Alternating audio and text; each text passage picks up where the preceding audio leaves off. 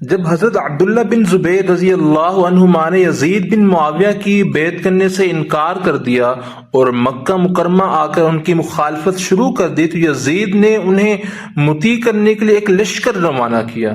اس لشکر کی قیادت حسین بن نمیر کر رہا تھا۔ حسین بن نمیر نے مکہ مکرمہ پہنچ کر لڑائی چھیڑ دی۔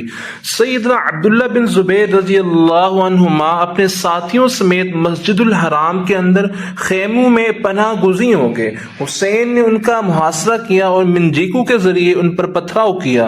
کچھ پتھر کعبہ کو بھی لگے جس سے اس کا غلاف پھٹ گیا اور کعبہ کی عمارت کمزور ہو گئی۔ اس دوران ابن زبیر رضی اللہ عنہما کے ایک ساتھی نے خیمے میں آگ جلائی تو اچانک ایک چنگاری اڑ کر خیمے پر جا پڑی۔ اس کی وجہ سے پورا خیمہ آگ کی لپیٹ میں آ گیا۔ اس دن ہوا بہت تیز چل رہی تھی۔ اس کا نتیجہ یہ نکلا کہ آگ بھڑک کر دور دور تک پھیل گئی، حتیٰ کہ کعبہ تک پہنچ گئی۔ قریش نے کعبہ کی تعمیر میں ایک پلائی پتھروں کا اور ایک پلائی ساگوان کی بہت قیمتی لکڑی لگا رکھی تھی۔ اس کے اوپر غلاف تھا۔ غلاف آگ کی لپیٹ میں آ گیا تو کعبہ کی دیواروں میں لگی ہوئی قیمتی لکڑی بھی جل گئی۔ آگ سے حجر اسود جھلس گیا، اس میں 3 دراڑیں پڑ گئیں۔ بیت اللہ کی عمارت بہت بوسیدہ ہو گئی۔ حالت یہ تھی کہ کوئی کبوتر بھی اس پر آ بیٹھتا تو دیوار سے پتھر گرنے لگتے تھے۔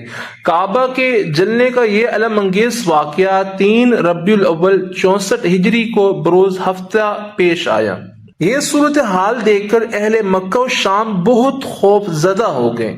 کچھ ہی دنوں بعد 14 ربیع الاول کو یزید فوت ہو گیا۔ اس کی وفات کی خبر کعبہ کی آتش زدگی کے 27 دن بعد ربیع الاخر کے شروع میں پیر کے رات مکہ پہنچی۔ یزید کے فوت ہونے کی وجہ سے حسین بن نمیر اپنا لشکر لے کر واپس شام چلا گیا۔